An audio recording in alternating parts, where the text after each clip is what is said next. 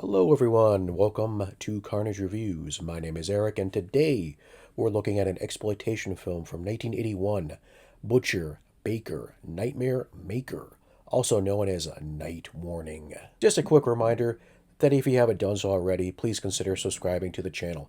It's the best way to keep up to date with everything going on here at Carnage Reviews. Just tap that subscribe button and then hit the little bell notification icon to be notified when I upload new content. If you do wish to support the channel further, I do have a Buy Me a Coffee page. A link is in the description below. Butcher Baker Nightmare Maker was directed by William Asher and Michael Miller, who is uncredited and directed only one scene before being fired.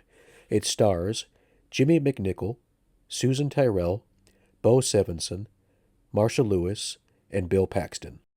Framed as a contemporary Oedipus tale, the film centers around 17-year-old Billy.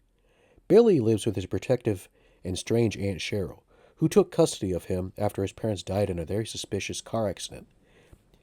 Billy is a gifted basketball player and has the chance to get a full scholarship to the same college his girlfriend will be attending. This upsets his aunt, who wants him to stay home and contribute to the household. One night when Billy comes home, he witnesses his aunt kill the TV repairman, who she claims was trying to rape her. Detective Joe Carlson, who happens to also be a douchebag, does not believe Aunt Cheryl, especially after learning the TV repairman was gay and in a relationship with Billy's basketball coach. Billy gets caught up in the mess due to the detective thinking Billy's involved. Through snooping around, Billy begins to learn secrets that his aunt has been keeping from him. Secrets that involve murder, with a capital M. So the title Butcher, Baker, Nightmare Maker makes about as much sense as the plot of Eraserhead. It seems to have no meaning or tie to the movie itself. As far as I can tell, there's no butcher and there's no baker. I mean, I guess there's kind of a nightmare maker, but still, it really doesn't make any sense. The movie was re-released as Night Warning at one point, which again, that really doesn't make much sense either. I guess I prefer the Butcher Baker Nightmare Maker title if I had to choose. Confusing title aside, this is still a fun and strange movie.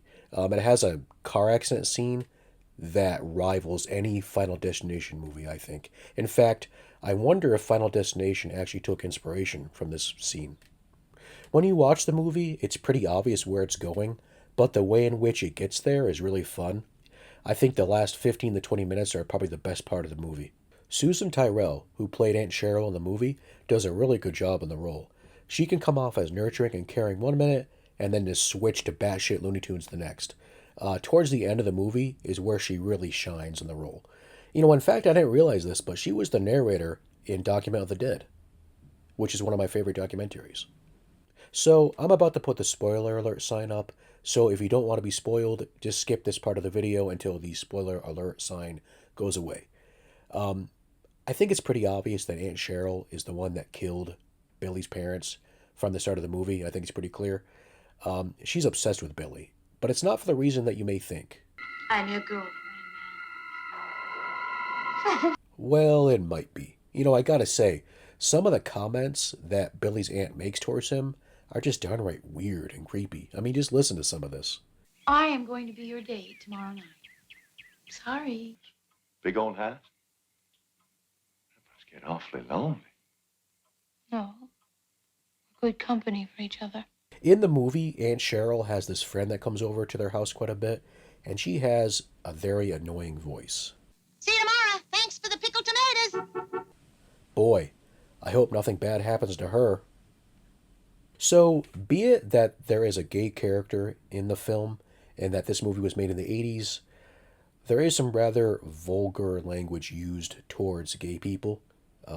But the characters that say it are portrayed as bad and disgusting people, as they should be.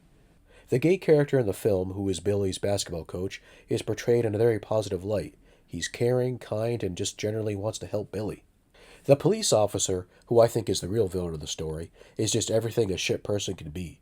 They're crude, ignorant, and just downright racist. Bo Stevenson does a really good job at playing a character you just love to hate. While it's not a direct adaptation of Oedipus, I can certainly see the connection. For those that don't know, the story of Oedipus is about a child that grows up to kill his father and marry his mother. Butcher Baker, Nightmare Maker Damn, that's such a mouthful to say. We'll keep your attention with the strange relationship between Billy and his aunt and just the overall weirdness of the movie itself.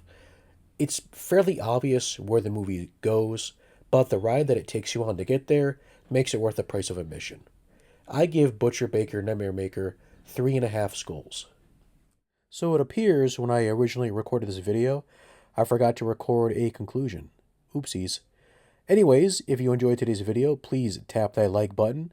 And if you haven't done so already, please consider subscribing to the channel. And I know, you're not going to get to see me on camera waving my severed hand goodbye. I know there'll probably be thousands of protests and thousands of angry letters. I apologize. I'll try to do better next time. But just try to imagine me waving at you with my severed hand. I hope you guys have a good evening, good morning, good afternoon, whenever the hell you're watching this. Just know that I hope you take care. Bye-bye.